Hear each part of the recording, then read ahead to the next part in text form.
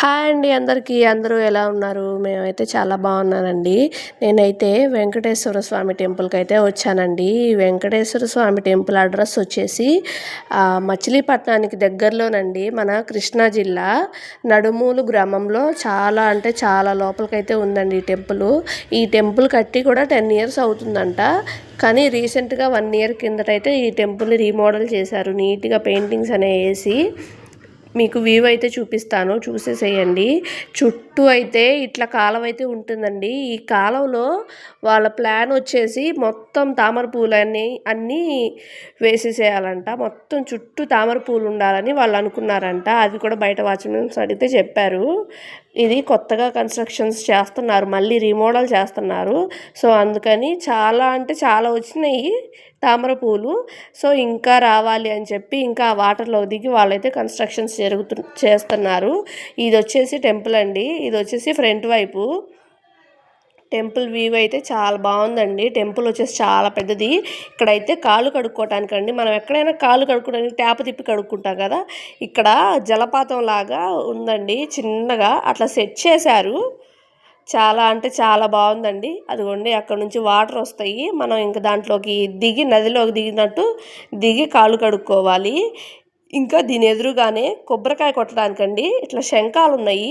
ఆ శంఖంలో మనం కొబ్బరికాయ అనేది కొడితే అక్కడ కింద ఉన్న వెంకటేశ్వర స్వామి పాదాల మీదకి వచ్చి అభిషేకం లాగా మనం కొట్టిన కొబ్బరికాయ వాటర్ అయితే ఆ పాదాల మీద పడతాయంట.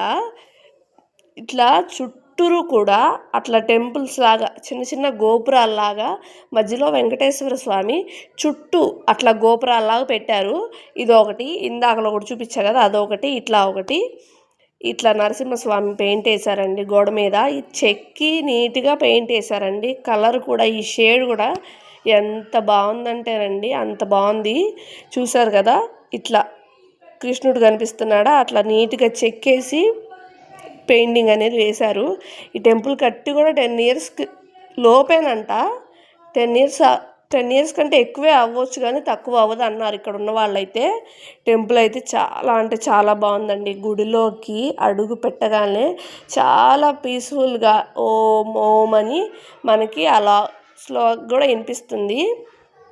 ఇది వచ్చేసి టెంపుల్ ఫ్రంట్ వైపు అండి. సెల్లు అయితే లోపలికి ఎలా లేదన్నారు. సో అందుకని సెల్లులు బయటే పెట్టామండి. లోపల వెంకటేశ్వర స్వామి మళ్ళీ ఇంకొక రౌండ్ ఉంది. ఆ రౌండ్లో కూడా ఇంకా కొన్ని దేవుళ్ళని చూపించారు. మొత్తం మధ్యలో వెంకటేశ్వర స్వామి 2 స్టెప్స్, బయట ఒక స్టెప్, ఆ బయట ఒక స్టెప్. లోపల వాటిని చూపించడానికి లేదు కానీ నేను వీలైనంత వాటికి బయట ఉన్న వాటిని అయితే అందరికీ చూపిస్తున్నాను.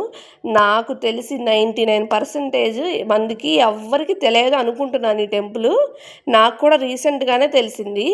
ఇది వచ్చేసి ఫ్రంట్ అండి. ఈ టెంపుల్ ఫ్రంట్ వైపు ఎంత ఓపెన్ ప్లేస్ అండి, ఎంత ఓపెన్ ప్లేస్ ఉందంటే చాలా ఓపెన్ ప్లేస్ ఉంది. చాలా పెద్ద టెంపుల్ అండి. చాలా బాగా రీమోడల్ చేశారండి. ఇంకా కన్స్ట్రక్షన్స్ జరుగుతున్నాయి.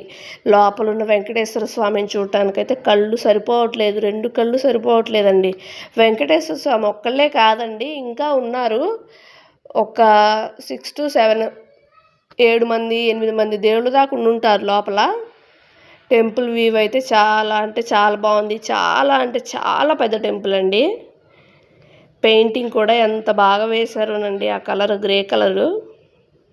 ఇది వచ్చేసి ఎదురుగా ఉన్న ఆంజనేయ స్వామి టెంపుల్ అండి. చిన్న టెంపుల్.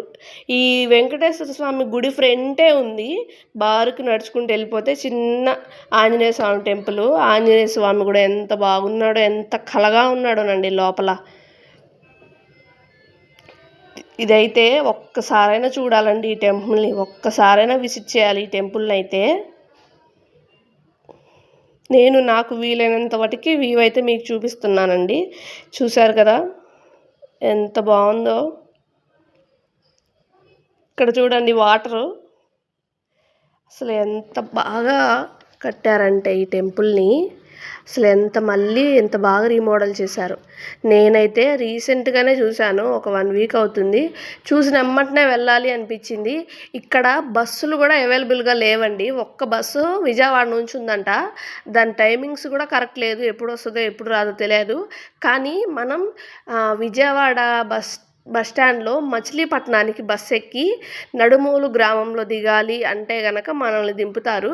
నడుమూలు గ్రామంలో మనం అక్కడ దిగాక నడుమూలు అనే దగ్గర దిగాక అక్కడ మెయిన్ రోడ్ మీదే దింపుతారు. నడుమూలు అంటే మన నడుమూలు వెంకటేశ్వర స్వామి టెంపుల్ గుడికి వెళ్ళాలి అంటే నడుమూలుకి టికెట్ తీసుకొని మీరు అక్కడ దిగారు అంటే మనల్ని అక్కడ దింపుతారు. అక్కడ నుంచి లోపలికి ఆటో మాట్లాడుకొని రావటమేనండి డైరెక్ట్గా.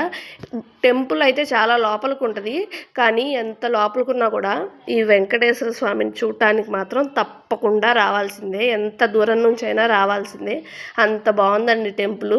ఇది వచ్చేసి టెంపుల్ బయట అండి. అక్కడ కనిపిస్తున్నాయి కదా అవి రూమ్స్ అంట. ఇది వచ్చేసి కళ్యాణ మండపం, స్వామివారికి కళ్యాణం చేస్తారు కదా ఆ కళ్యాణ మండపం. ఇంకా దీంట్లో చాలానే అవైలబుల్గా ఉన్నాయంట, మనకి కళ్యాణం చేస్తారు, ఇట్లా అన్నీ ఉన్నాయి. గుళ్ళో ఉండే అయ్యగారుల కోసం కూడా ఇక్కడే చాలా అంటే చాలా పెద్ద పెద్ద రూమ్స్ అయితే కట్టారు. అటు సైడ్ కనిపిస్తున్నాయి కదా, అటు సైడ్ 4 స్టెప్స్ బిల్డింగ్ డాబా ఉంది కదా, ఆ డాబాలో మొత్తం ఆయనదేనంట, అయ్యగారులకేనంట.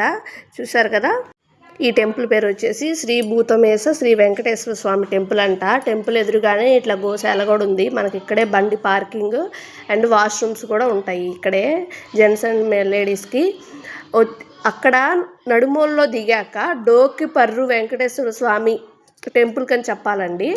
అక్కడ నడుమూల దగ్గర దిగాక ఆటో వాళ్ళకి డోకి పర్రు వెంకటేశ్వర స్వామి దగ్గర కని చెప్పాలి. చూపిస్తున్నాను చూడండి, మొత్తం వ్యూ అయితే ఇదండి వెంకటేశ్వర స్వామి టెంపుల్. ఇక్కడ లక్ష్మీదేవి ఫోటోలో చూడండి, old and new photos. Video నచ్చితే సబ్స్క్రైబ్ చేసుకోండి.